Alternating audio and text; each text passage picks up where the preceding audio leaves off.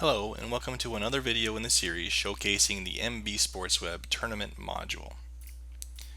In this video we're going to be looking at the Manage Site Content module that's available for the tournament, and specifically things within that content module for managing the tournament website, things like the tournament's menu, news, events, and sponsors, and also showcasing some of the linkage that we have with Twitter. And then also we're going to show off the tournament kiosk, which is available for anybody who happens to have display panels at their venues.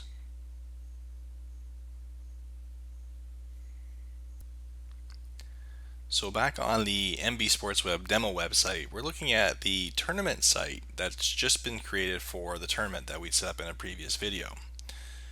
As of this point in time, nothing has been created as far as the tournament's structure, so no groups or divisions or teams or anything like that have been entered in. But we do have a website that's available for the tournament.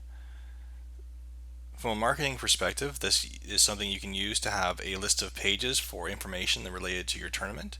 You can also have your own tournament news articles. And the big one that we recommend is listing all of your tournament sponsors. Now the website also integrates with Twitter, so we do recommend that your tournament create a Twitter account because it's free to do so. And then we will also automatically link to your Twitter account on the website, and if you allow the site to do so, we will automatically tweet any score that gets posted to your tournament's Twitter account, as well as any news article that gets posted. So to manage a lot of this information is done within the Manage Site Content module. So we're going to go into the control panel, and within Manage Site Content, if you're logged in as a global administrator, you'll see the tournament site available. If you've been made the tournament administrator, you will also have access to Manage Site Content, but only for the tournament that you've been given access to. And if you're a tournament webmaster, then you'd only see the Manage Site Content module, and again, would only see the tournaments that you've been given access to. So similarly to the main menu for the organization, or for any of the menus for any of the team sites, to add or remove pages from the tournament menu, you go to Site Pages. And we create some pages for you automatically based on what tournaments typically would like to have. So a general information page and a registration page. Now this registration page is actually being done using either our online forms that you can create for your tournament or through an external registration company. Then you can take this registration page and you can make this a link to something else. So we double click on that page and change the page type to an other internal or external page, and then click the address and choose whether it's an internal link to an online form or if it's an external link to another website. You can do all that very easily in your tournament menu directly from the site pages area. If you want to add information to these pages once they've been placed in the menu, then within Manage Page Content, it gives you the menu that currently exists, and clicking on any of these pages will show you a preview of what that page would look like to the general public. And if we go to the general information page as an example, we can just click Edit Content, or we can double click on the main part of the page when it turns yellow and just start typing whatever we want to type about the tournament. So this could be the tournament registration fees, a description about the tournament. If it's a memorial, it could be a description of who it is memorializing. All the information can go either on the general information page, or you can create whatever pages you want. So if you want to do history pages, you can do that as well. Within the basic features area, you can do things like news articles or events. So perhaps a new article about a tournament sanction number. So sanction number 123, and just more information about that. Now again, if we had set up our Twitter account prior to this happening and allowed the site to tweet automatically on our behalf, then as soon as I've added this article to the tournament site, then it would automatically tweet it as well. If I go back to the tournament homepage, we'll now have the news article showing up for us automatically.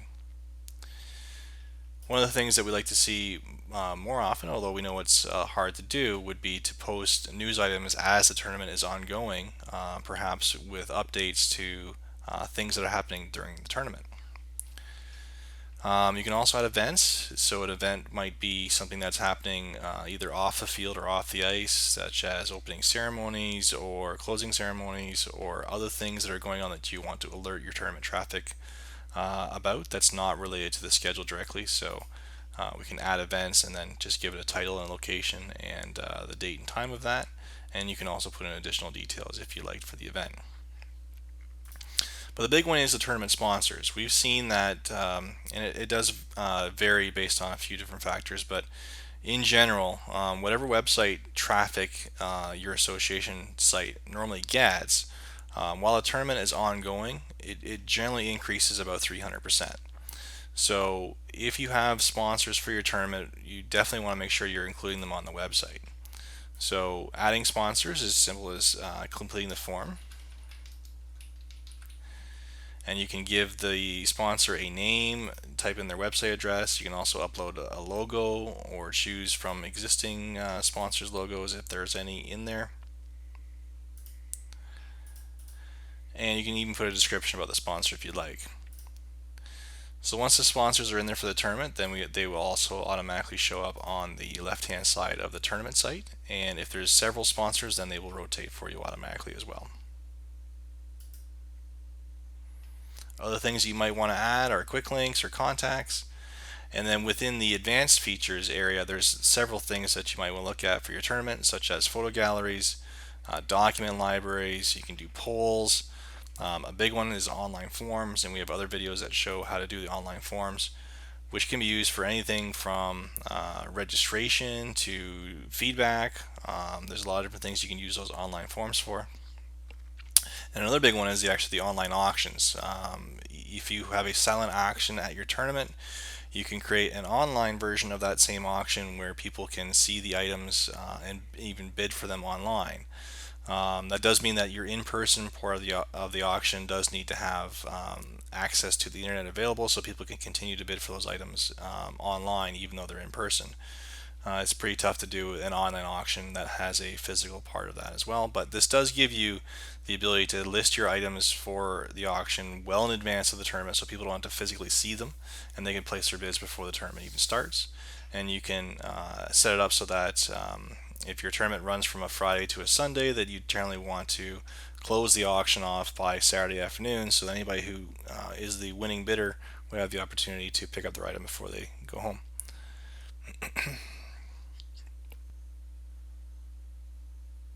So one of the cooler features that the site has available to you if you would like to use it is the tournament kiosk.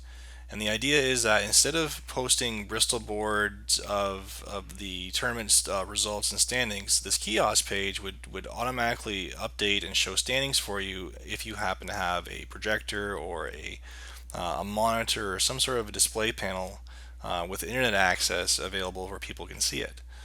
Now to get to it, there's a couple of different ways, but within the tournament admin module, if you are a tournament administrator, on the dashboard page, it gives you the address to the page. So it's whatever your website address is /content/tournament.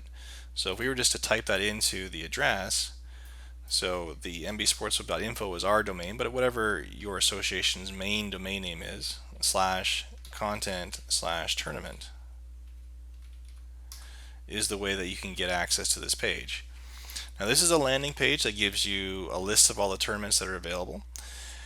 And within this, we have two different flavors of our kiosk page. Now this page will provides a description for what each of those modes are.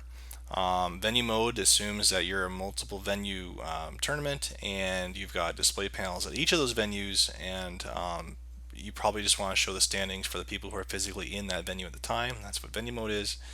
HQ mode would be more of the people who are going to be looking at the standings might be involved in games that didn't happen at that place, so like in the headquarters.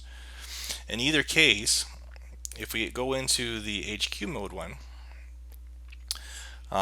these pages require configuration by clicking on the logo, and then this would give us the groups that we want to show on the left hand side and the right hand side. Now, we haven't set up any of our groups yet for this year's tournament, so that's why they're nothing showing up yet.